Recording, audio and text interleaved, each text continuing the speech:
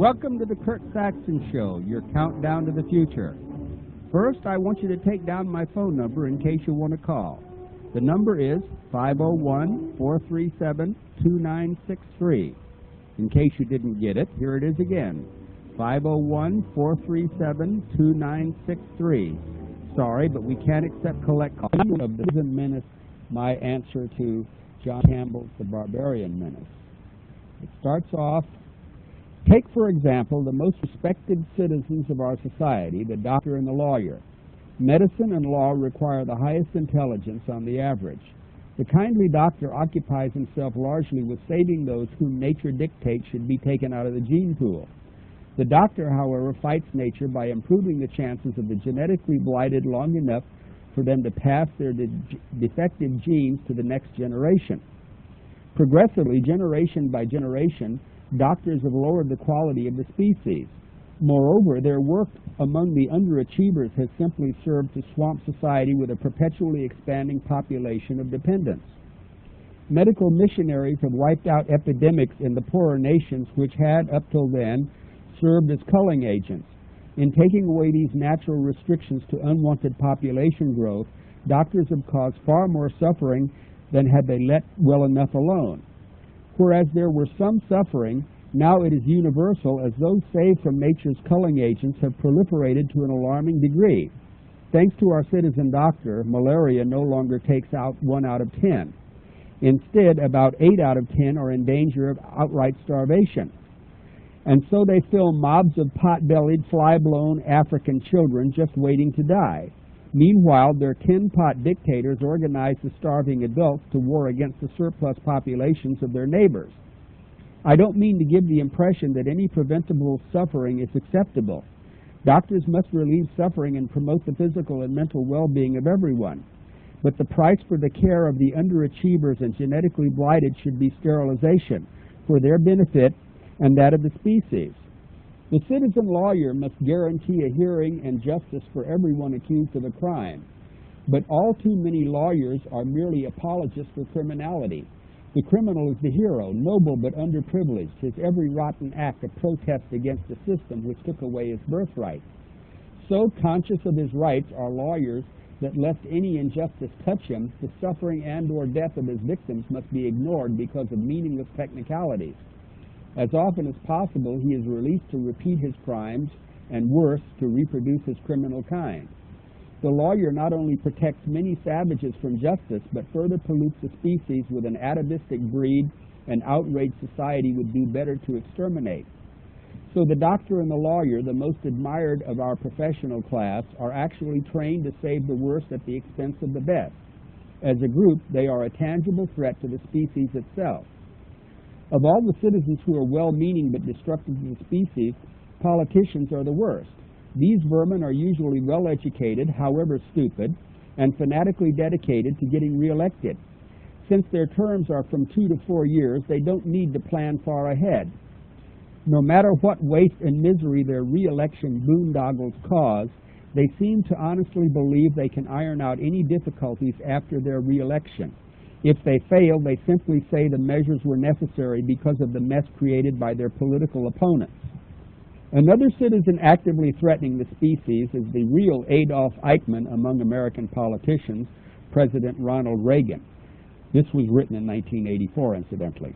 In case you are unfamiliar with Eichmann, he was a German concentration camp commandant accused of imprisoning many innocent people under particularly brutal conditions.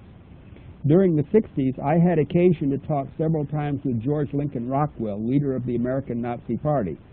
He was quite intelligent and a true barbarian, albeit of a negative strain. However, he was no more a National Socialist than my dachshunds, and was so vulgar he could never have attracted decent barbarians who would actually implement whatever system he might have settled on had he not gotten shot. Anyway, once we were talking about the treatment of felons preying on society. We agreed they should be destroyed.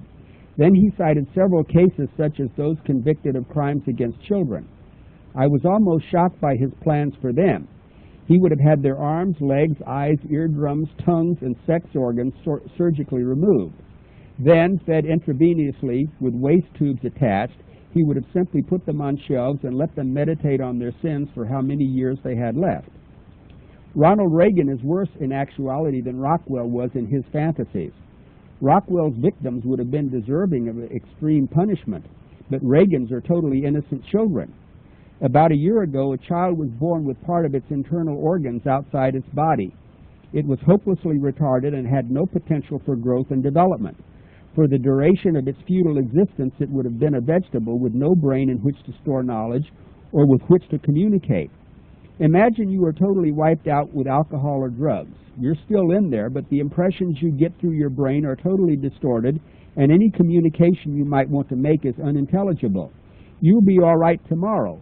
But what if that was to be your permanent condition? Who would have the right to condemn you to such imprisonment for the rest of your life? Or say everyone was allowed only one automobile for life. What if you get a lemon? There you are, barely able to chug out of your driveway, a constant traffic hazard with no brakes, horn, barely functioning engine. You couldn't go on the freeway, and while everyone else was out there tearing around, you would spend the rest of your days in some garage or body shop. Wouldn't you rather junk the car and take any other alternative? Back to the blighted baby.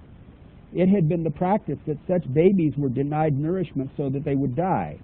Humanity dictates that such babies should be given a shot of something rather than add to their misery through starvation and neglect.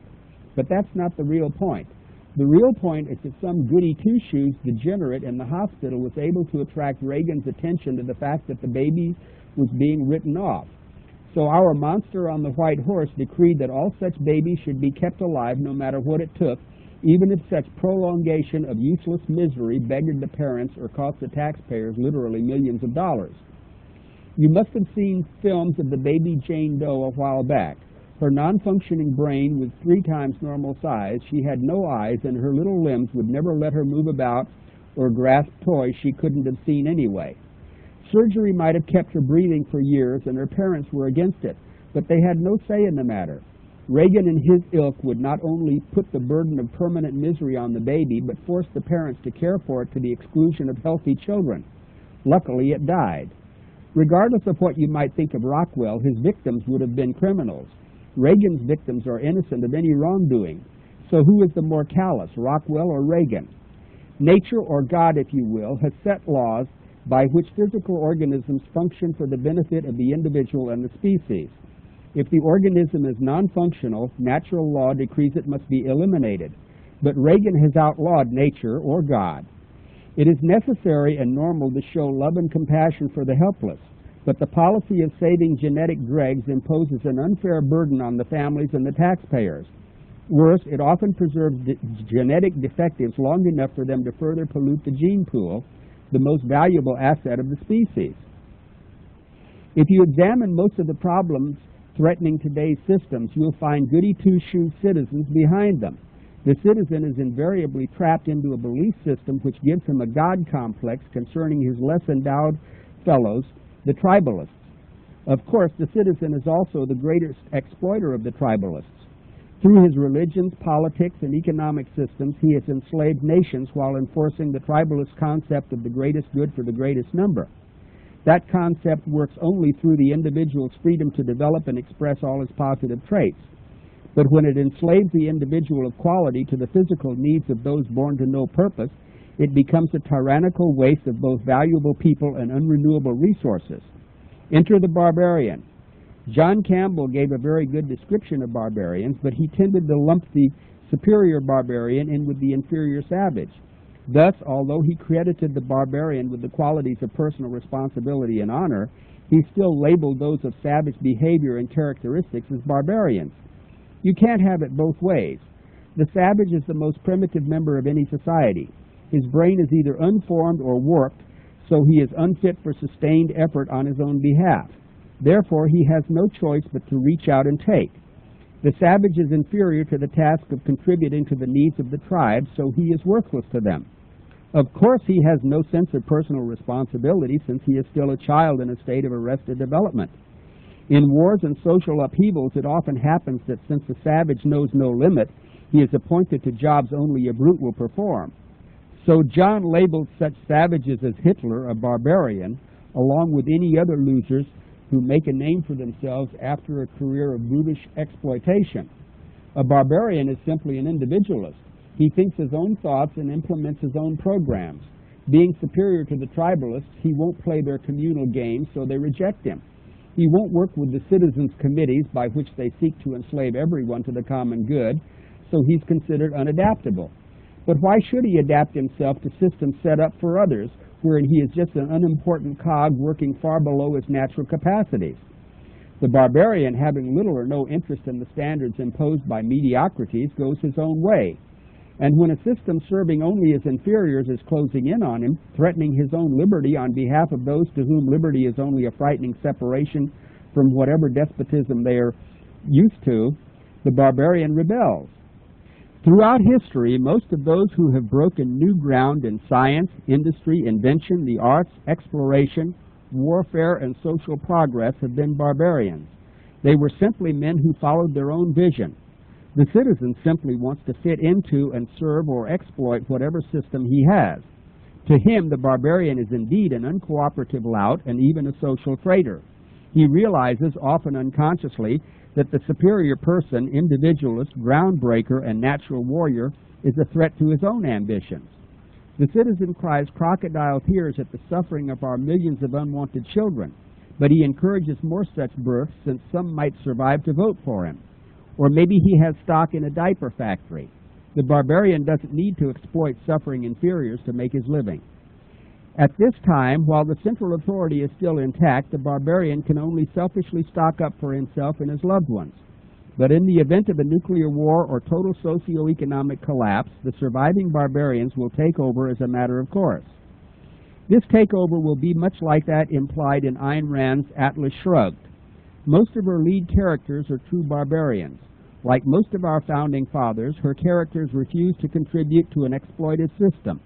Whereas our barbaric founding fathers actively fought to overthrow the British exploiters of themselves and their fellow colonists, Ayn Rand's characters simply withdrew. Withdrawal is our only option at this point. Withdrawal is simply a strategic retreat in the face of the citizens' overwhelming strength, backed up by their masses of tribalistic marching morons. We need neither the citizens locked into their monstrous establishment, nor their tribalistic goons made worthless by a system needing fewer hands and dull brains. In order to inaugurate the next step in the evolution of human civilization, which would be the systematic culling of social dependence and predators, barbarians must withdraw and consolidate their strength. This will require relocating to rural areas and becoming increasingly independent of our doomed system. As a barbarian, you might have some idea of taking over your territory after the central authority has collapsed.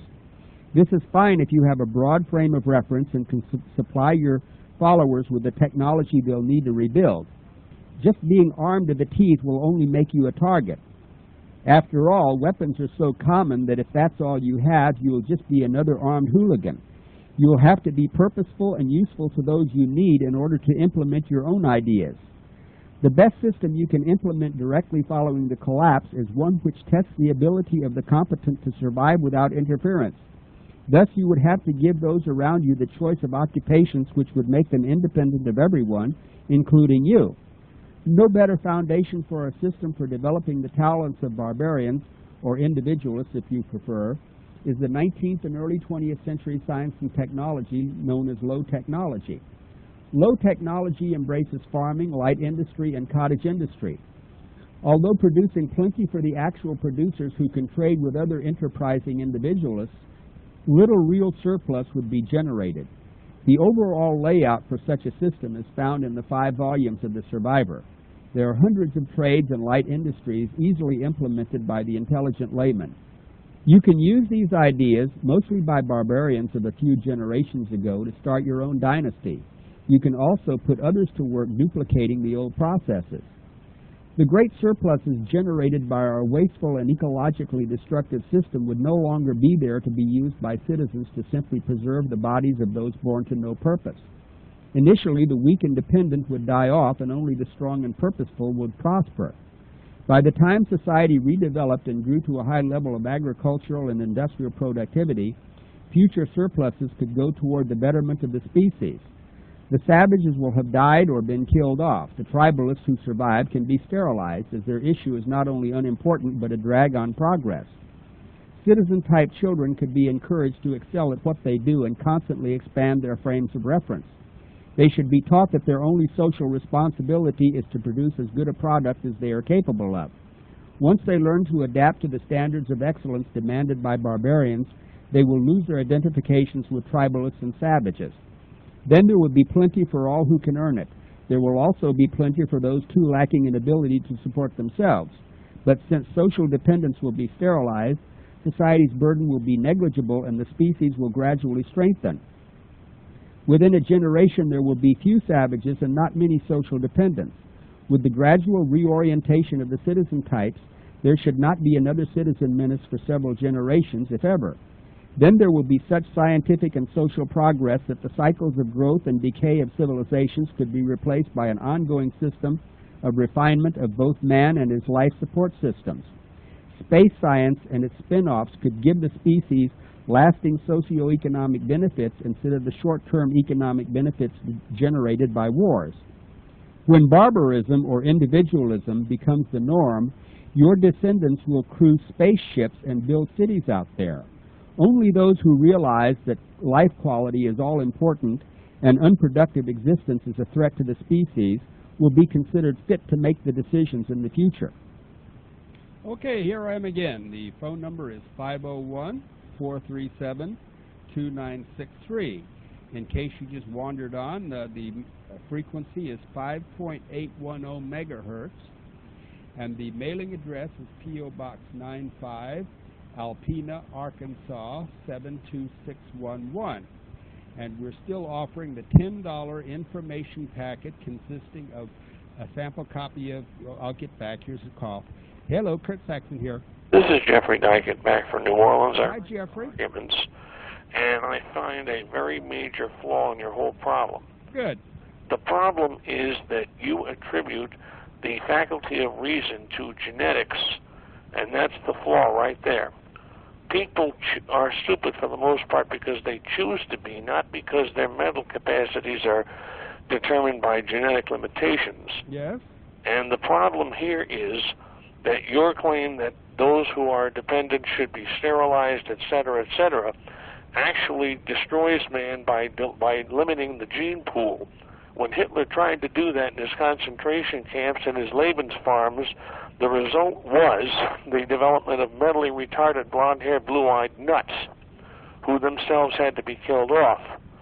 The real intelligent civilizations, as I've seen it, have been ones where people have been allowed to choose their mates by free choice and where the widest possible gene pool was allowed, including racial mongrelization, if you don't mind my saying it. In other words, miscegenation by voluntary means. Mm-hmm. And thus the problem with your whole argument is that reason, in order to survive, needs to have the proper conditions such as life, liberty, property, pursuit of happiness. And thus government has to get out of most of the areas and should be protecting human life, including those little babies who you talked about as being not worth saving, because otherwise the standard becomes a standard of death. Yes. And don't we have death all over our country, all through the streets? You see, you can say that genetics is no good. I can say that nurture or environment is no good, but it's 6 to 1 1/2 dozen of the other. A person who is poorly motivated to the point where he's either a predator or a parasite should be sterilized. The society doesn't have time to bother with him, and if every unproductive person were sterilized, and if every predatory person were shot, then within a few generations we would have a utopia. And it really doesn't matter whether it's genetics or environment. But the problem there is what makes these people predatory. Is it by genetics or force? It really doesn't matter. They'll be done away with. And then what we finally will have will be such a narrow gene pool that we'll literally destroy ourselves as far as human beings are concerned. Well, I don't see how inferior producers, non-achievers, and predators contribute anything to the gene pool. But the reason that some people are non-achievers and preventers is because of A, government controls, and B, people who take advantage of that and choose not to work. Well, you see, your alternative would be to let these poor people suffer and die, but sterilization is a whole lot easier and more humane. Also, killing the predators is humane for their victims. Well, I disagree with you there, because sterilization by force is still the use of force. Well, that's fine. I'm all for force. Well, then you can't be in favor of reason then. Well, I don't see any connection. Because reason rejects force. No, reason does not. Well, yes, it does. Reason. Well, what about, do you mean that the American armies that went and fought World War II were unreasonable? The American armies did so out of defense, not on an offensive strategy like you're talking about. I think an atomic bomb is pretty offensive. I think that concentration camps are equally offensive too. Thank you. Okay, thank you very much. Bye-bye. Okay, here I am again, 501-437-2963, and the mailing address is P.O. Box 95, Alpena, Arkansas 72611. Send in your $10 for the sample issue of U.S. Militia, the sample issue of Shoestring Entrepreneur, and the David Koresh Last Testament, and of course that gives you $5 off either subscription. Hello, Kurt Saxon here. Yes, hello. I didn't catch what you were reading from in your opening intro. Oh, well, that is from the Poor Man's James Bond, Volume 3. Volume 3. Any page? It was originally in the Weaponeer. Is there a page number, or I have that? The page number is 93. Thank you so much. I love your show. Well, thank you. Bye-bye. Okay, again, the phone number is 501-437-2963. The P.O. Box is 95, Alpena, Arkansas 72611. Now, yesterday we were talking about the amaranth. I'll get back to that. Hello, Kurt Saxon here. Hi, Kurt. Good afternoon. I'm calling from Albany, Georgia. Hi, Albany. Oh, okay. When are you going to be on the Jerry Springer Show? Well, I'm not sure. Your date? It was taped Monday, and they didn't know. You see, what they do is they tape it.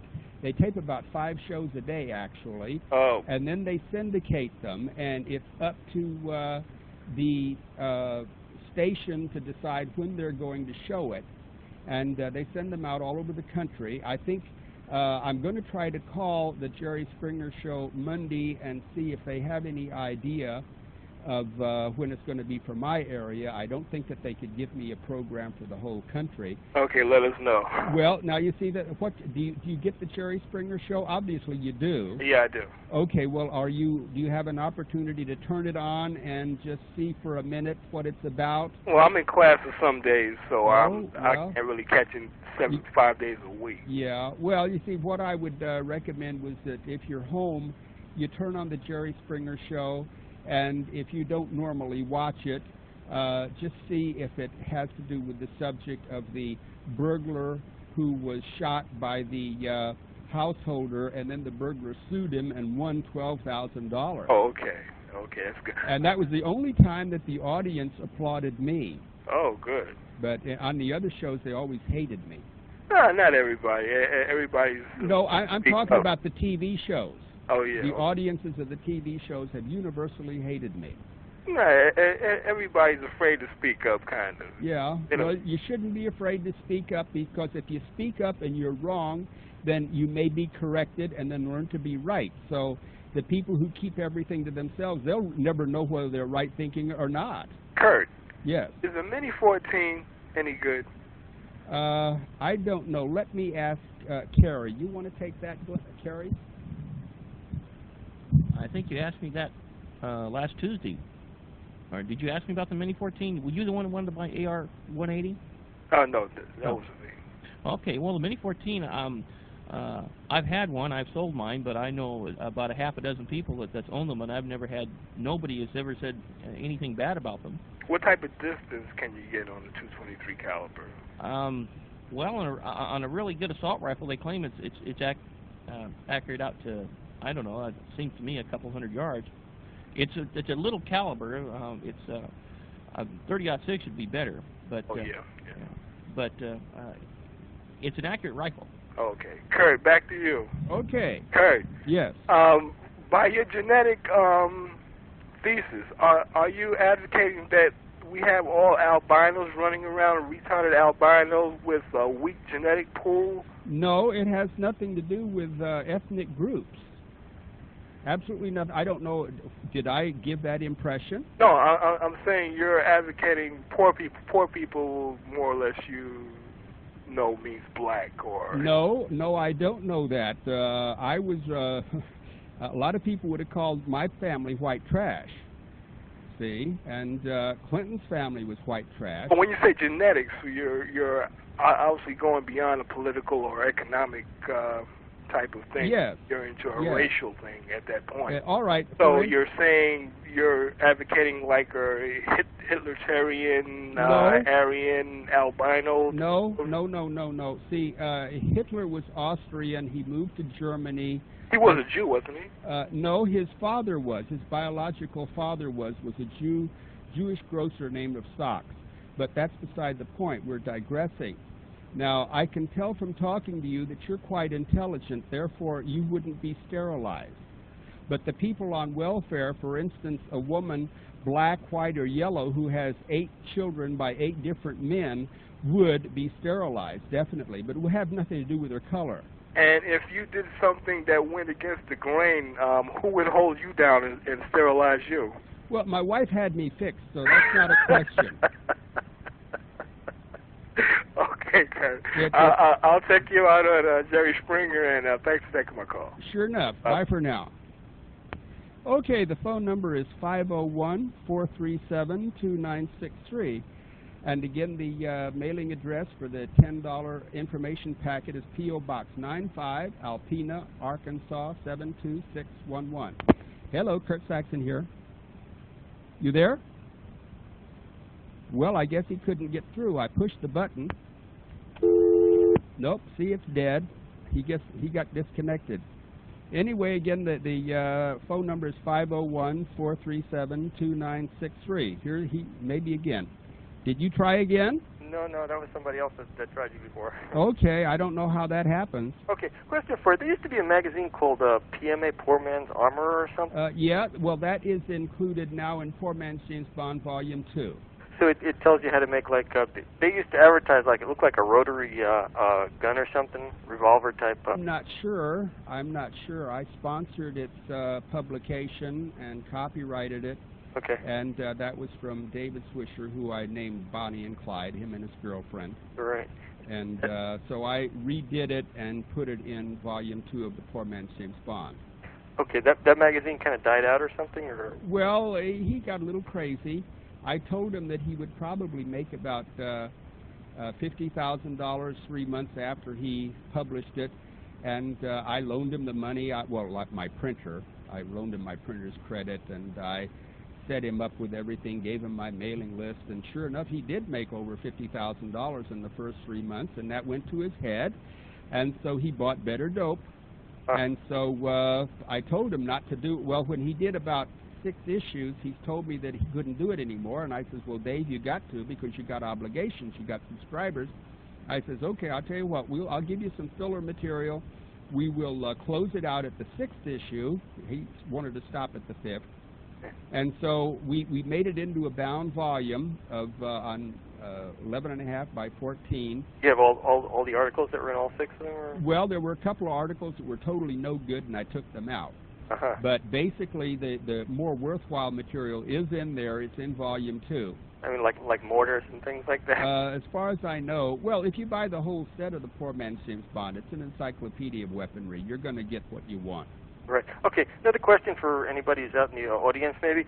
Somebody was advertising in Soldier of Fortune. Yeah. For like, I think it was $39.85 or something, some kind of rocket-fired shoulder thing, and this is somebody up in Canada. And, yeah, that sounded really interesting to me. But that's with the address, they had the Canadian ads there. Yeah. Curious if anybody knows anything about it. I would tend to doubt it. Of course, it might be true. I'm not an expert on Soldier of Fortune ads. Yeah, but it just seems really strange to me. I mean, there's no telephone number, just a Canadian address, and $39.95, and I just wondered maybe somebody in the audience might know something about it. Well, if they do, they're welcome to call in and clarify it. Right.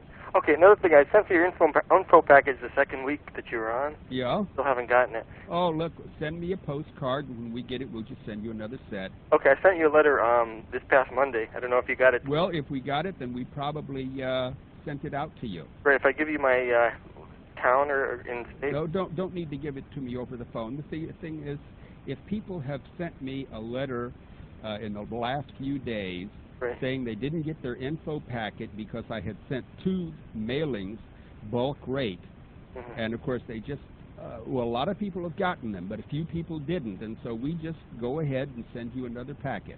Right. So obviously, if we got your letter a couple of days ago, it's on the way. So be patient. It goes book rate this time, which is considerably faster.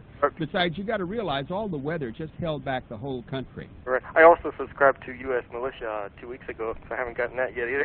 You haven't? Well, we're going to, if you don't get it, well, it would have gone out book rate. Right. I sent cash in the mail. I hope that wasn't a mistake, right? Well, we'd rather you didn't send cash. If we get it, we honor it, certainly. But if we don't get it, how can we prove we didn't get it? Right. Okay, one other quick question, something I haven't clarified on the radio yet. You say it's $35 for U.S. Militia and $15 for shoestring on.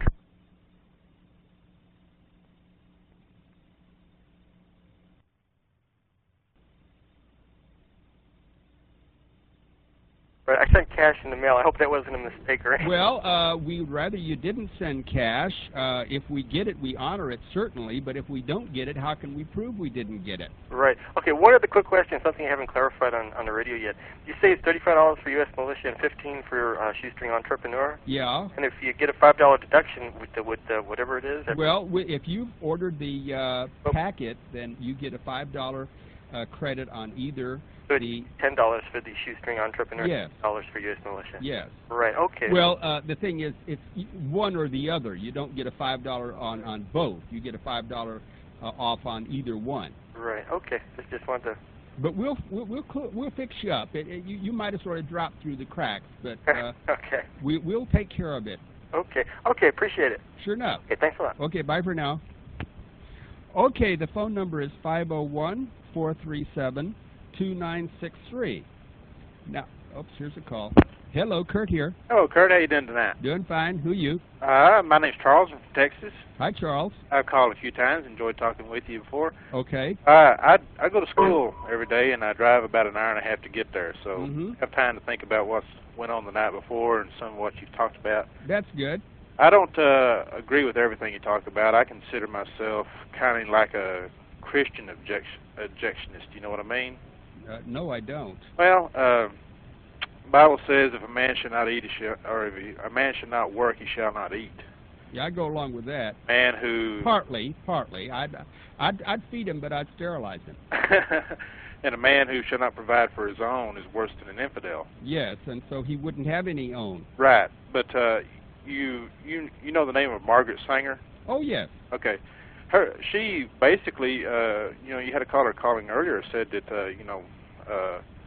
talking about races and things, she was basically a racist. No, she wasn't. I'm sorry to disagree with you. I read her book, Woman and a New Race, and it had nothing to do with ethnic groups. Well, I've read some of the things she talked about was advocating sterilizing black people. I have never come on that. I can't say that it's not true, but I haven't come across it. I don't think it's so, but that's really beside the point. Yeah, that's beside the point. But what she's passed on, and she would have nothing to say about it. No, but her books, her writings and stuff, though, she wrote more than that one book you're talking about. Yes. But in light of that, her starting Planned Parenthood has kind of backfired. If her ideal was to decrease the amount of the black race or whatever, and I don't, I'm not a racist. I don't consider myself. Yeah. But with the abortions that we have going across the United States, and we kind of tie in what you discussed last week, you discussed this week. You see that most abortions are performed on the upper middle class, a woman of means. Now wait, qualify that, because I disagree. Well, the statistics are showing that. Well, where did you get the statistics? We want to get this right. Well, from the NOW organizations and from Planned Parenthood themselves. Well, maybe they're just the loudest ones. Well, maybe so. But, see, not all black women who get pregnant want to bring the pregnancy to term. Right. Well, I know what you're talking about. Because children are a burden. If you've got 2 or 3 children, that's enough. But once you get 5 or 6, you don't have time for anything, regardless if you can get a few dollars more a month from the welfare. Well, what I advocate is to get government completely out of the picture. Well, I would too. I would make it totally county. And I call upon all these people, whether they be the male or the female, who the species, to be responsible for what they propagate. Yes, but you see, if they propagate, we have to take care of the children. Not we, but them. Well, no, we, because we cannot let little children suffer and die. All we can do is prevent their births. Now, Planned Parenthood failed entirely because it was given over to the liberals. And it's purely voluntary. And the people who have the most children who they can't take care of are too stupid to volunteer.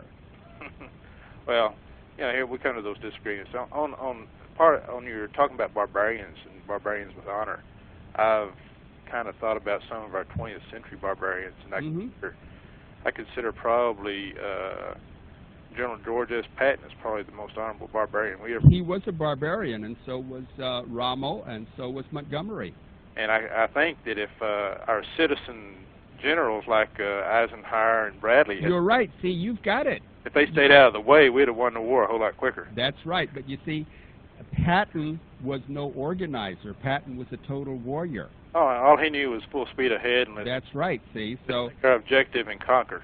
But Bradley and Eisenhower, being citizen types, they were organizers. This was a great conflict which needed a lot of organizing, which the barbarians couldn't do. Yet on the other hand, Patton was a great schemer. He knew how to plan a battle and where to go and what to do with it. Yes, he was. He did. He was a fantastic man. So was Rommel and Montgomery. A lot of people don't like Montgomery because he was British, but he was brilliant. Yeah, but if the citizen people had just said, well, okay, we'll just supply the logistics, you just go fight the battle and plan it. Okay, now we're on the right path. It had done a whole lot more better. Yes. A lot better as far as getting the war over with sooner. Yes. Patton would have jumped on the Russians the day they stopped shooting at the Germans. Yeah. And we wouldn't have had 30 years of a Cold War. We wouldn't have had the last 60 years or last 50 years of trouble we've had. Do you find any credence behind the idea that Patton was conspiratorially done away with? No. You think he died? None at all. I forget what exactly happened, but there was a car wreck when he was on his way to the hospital. Right. But I don't see any conspiracy there because he was an army man. I mean, he wanted to jump on the Russians, but he didn't have the authority. Yeah, and he was, well... And like MacArthur. Yeah, MacArthur wanted to... yeah, he was another true barbarian. Yes, he was. A fantastic barbarian, a man after my own heart. But you see, he wanted to go beyond the Yalu River, and the citizen Truman said no, and he wasn't able to do it. You see, we're talking about military men. First is honor and duty. Right. They may not like it, but nobody would kill Patton because he wanted to jump on the Russians. Yeah. Well, and we're talking about this. I see another. The problem we have and the problem we face in the future is not the citizen or the barbarian or the servant, but the what you talked about earlier is the predator and what I call the leech. Yes. And well, if we got rid of if we killed the predators and sterilized the leeches within a generation or so, the citizen and the barbarian would be in very good shape, and that the barbarian could run out and fight on other planets. Yeah, that and take care of protecting the citizen from great harm from other barbarians. Yes. So, basically, there's a lot of agreement here. And I wish that our culture would let us do away with the predator at the point of attack. Well, it's not going to happen. What will happen have to happen is that there's going to be, the systems will simply die, the chaos will come, and then there will be a great die-off. And have you read Atlas Shrugged? I've read part of it, and I plan on reading it again. Well, you ought to. For the people who read Atlas Shrugged, just consider a Galt's Gulch, where the better people simply withdraw and let the whole thing go to hell and let the idiots kill each other off, and then come out and take over. Because, see, there'll be a great power vacuum there. Right. And we can fill it. Yeah. And by we, I mean people like you and me and people we don't even know, but people of generally like mind. And I don't mean people who agree all across the board. That would be boring and stupid. Sure. I mean, what I gave you was a think piece. Well, correct. And, you know, even though we differ philosophically in some things, you know, like our forefathers had in mind. Well, you should have, I suppose you've read about the months it took to ratify the Constitution. Oh, yes, yes. They didn't agree with each other. They nearly came to blows. Oh. But basically they were like-minded people. In the months that the Federalist Papers were written and, you know, and the things like that, sure, they had their difficulties and their differences. But basically they said, you know, if we leave each other alone, let each one have his own philosophy, and don't, you know, kind of like a laissez-faire, hands off. Yes. But if each man was to, and their idea, which is not working today, yes, simply because we don't hold the people accountable, is that each man governs himself. Yes. And well, it would be a republic instead of a democracy. Right. But those who can't govern themselves and do harm to other people need to be done away with. Definitely. So there we're in agreement. Well, sure. Well, if you know the second to the last finger, I think he threw up Hitler, and Hitler didn't really practice what he preached. He didn't. Now I don't need to take my ideas from Hitler. Oh. My ideas have been proposed not only by myself but by many others. Lothrop Stoddard never heard of Hitler. Mm. Now Lothrop Stoddard's fantastically masterful work, The Revolt Against Civilization, is being serialized in the U.S. militia. And that will give you a real insight into things. Yeah.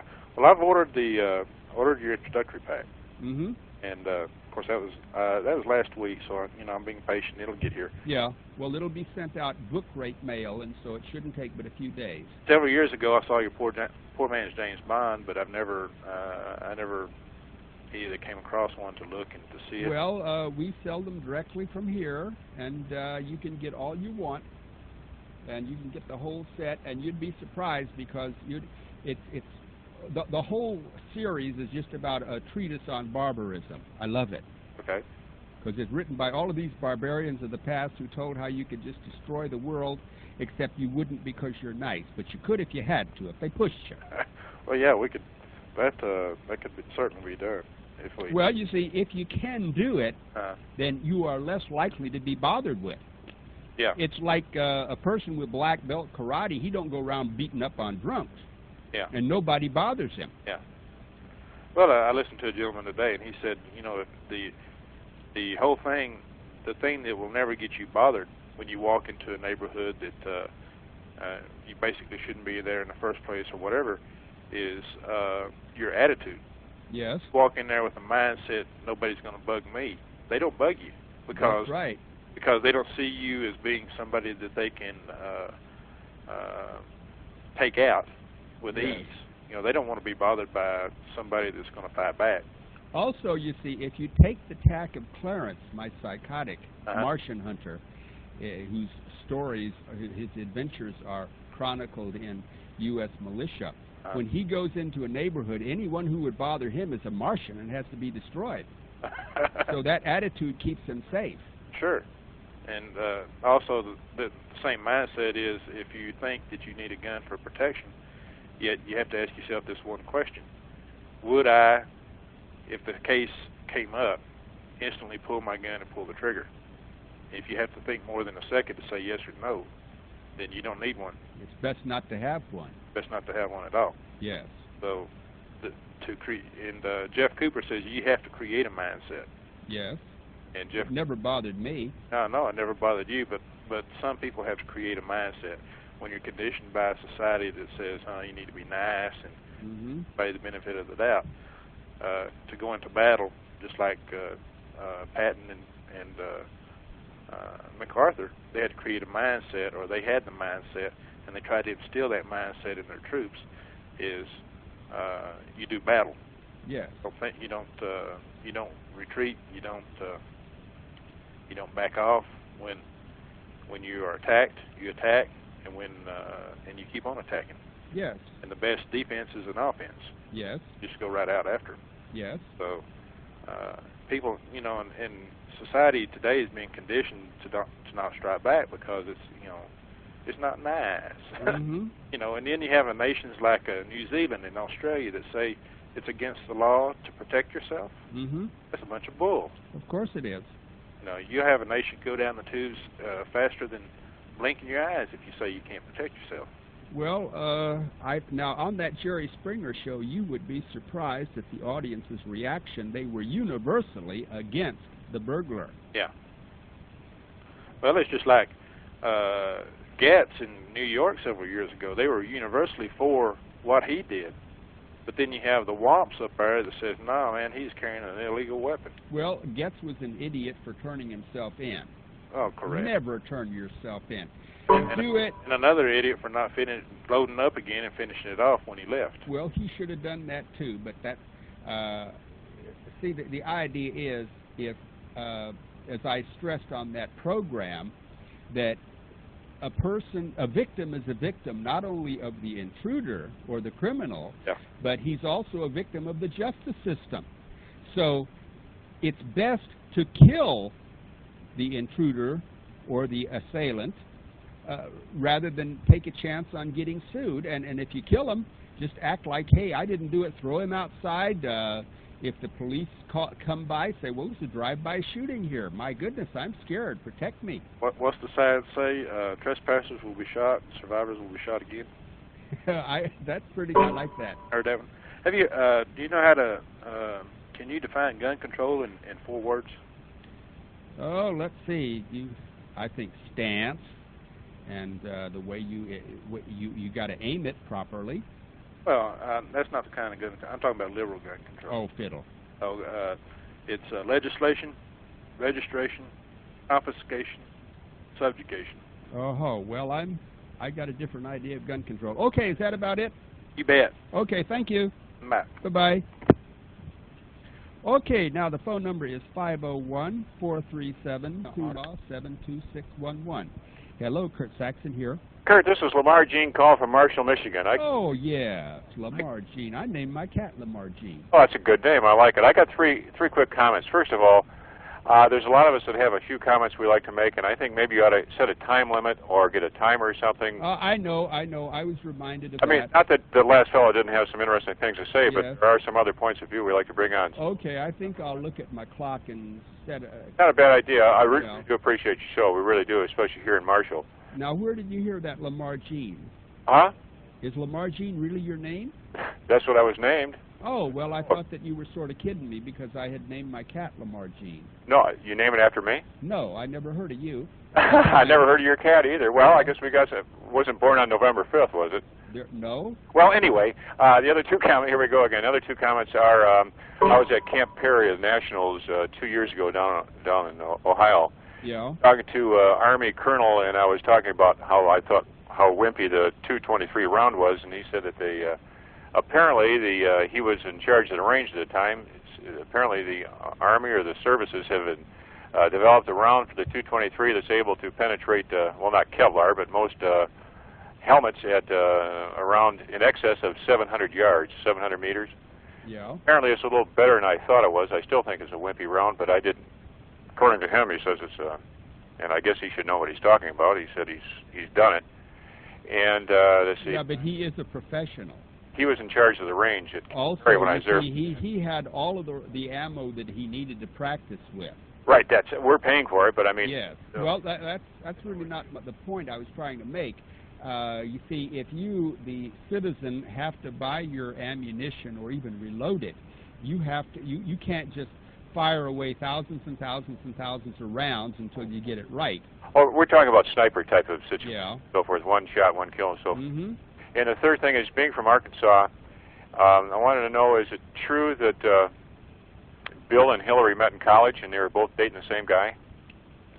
I don't know about that. No, I don't think that. No, I'm sure that Clinton likes women, any women. Yeah, we won't get into that. Anyway, I kept you long enough, Kurt. Just wanted to say thanks, and I'll let somebody else get it. Okay, thank you. Bye. Okay, the phone number is 501-437-2963. Hello, Kurt here. Hello, Mr. Saxon. Yes. Hi, I'm calling from Pennsylvania. Mm-hmm. I got your packet in the mail, and I've been reading through the U.S. militia, and I found this article on the four-wind shotgun to be really interesting. Yes. Have you ever shot one of these things? No, I haven't, as a matter of fact. I tested it out to make sure that it worked without a load. But I didn't. Several of my readers did test it out. See, if you subscribe and you get issues 1 and 2, you'll read in issue 2 about Tawanda the Avenger, someplace in Missouri, and she tested it out, and it bruised her left breast. And so what she did was she got a piece of her boyfriend's synthetic rubber mattress about 4 inches thick, and she cut out 8 inches, 8 by 8 by 8 by 8, and then put a piece of 1/4 inch plywood, glued that on it, and put that under her jacket and rested it on the jacket, and it was hardly a tummy ache, she said. And she went out looking for Martians, but she couldn't find any. And one guy, he said that he made it, and it kicked it about 20 feet back out of his hand. So I would suggest you make that synthetic rubber pad to keep the recoil from bothering you, and with that, it's perfect.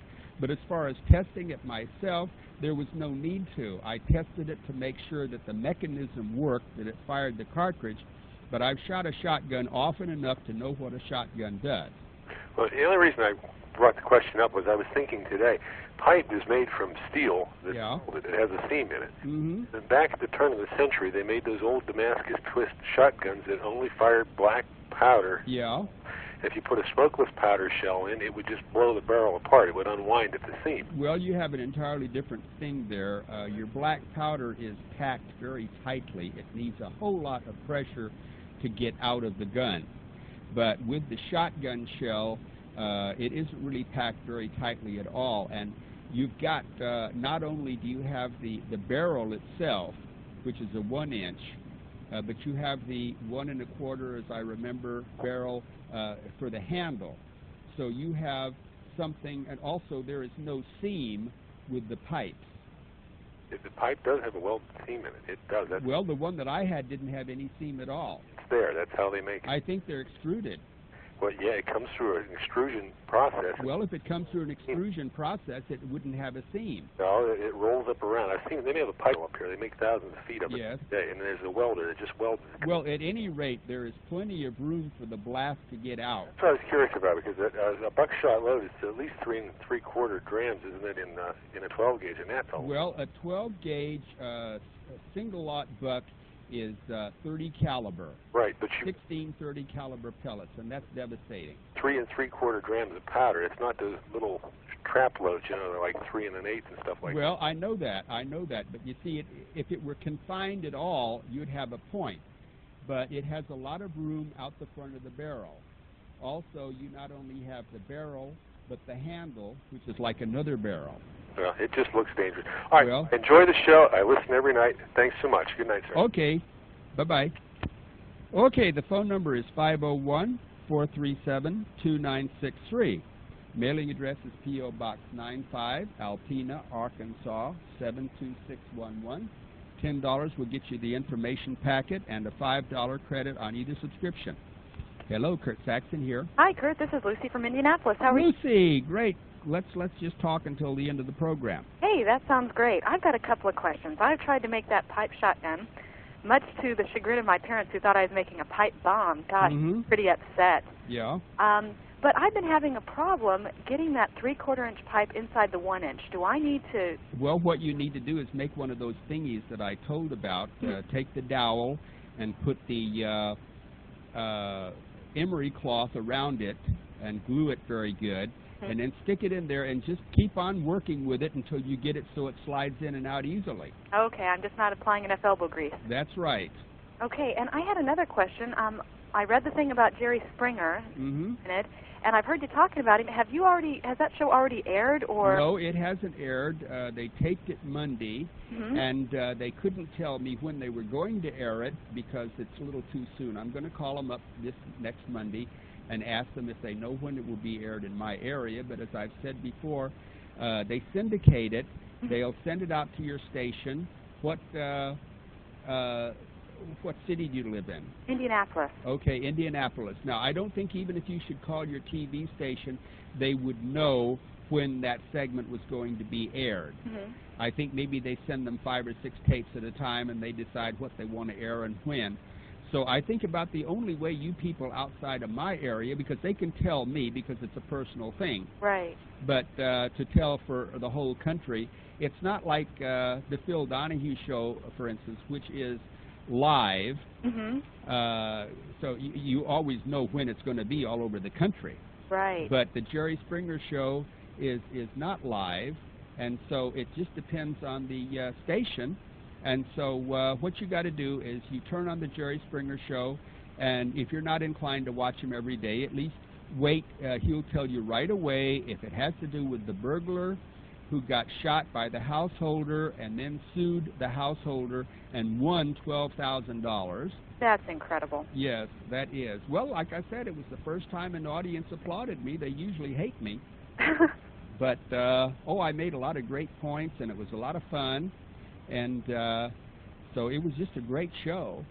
Do you think we should generally have a throwaway gun in our house, or maybe some extra knives? That would be nice. A knife doesn't do it, because that gets you all bloody.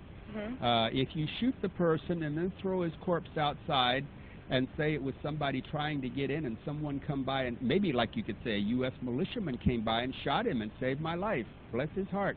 Yeah, good idea. Or else say it was a drive-by shooting, or else don't report it at all. Just say you were asleep. Oh, yeah, that's a great idea. Why do we need to talk to them anyway? Never talk to them. The police are generally nice guys, but they're nosy. So you don't want to involve yourself with the police at all unless you absolutely have to. Right. You know, I've had a real hard time. I'm only 22 years old, and I've had a real hard time getting past the mindset that was instilled in me after years and years of public schooling. Yeah? Boy, it's really hard to realize the reality of the situation that we're in and know that, you know, at some point, if I have to kill him, I have to kill him. Yes, you do, but try not to get caught killing them. Right. But always blame it on somebody else, but not an individual. Just say somebody came by or they were trying to break in and someone shot them, and maybe it was a dope deal going down or whatever, and you don't want to be bothered with it because you got to watch a show and you got to feed your cat or something like that. Just act disinterested. Act like a regular person. Oh, yeah. That would be a regular person, disinterested. Yes. You don't want to be involved. Yeah, exactly. Well, that's a great thing. I'd often wondered, you know, how to get out of that.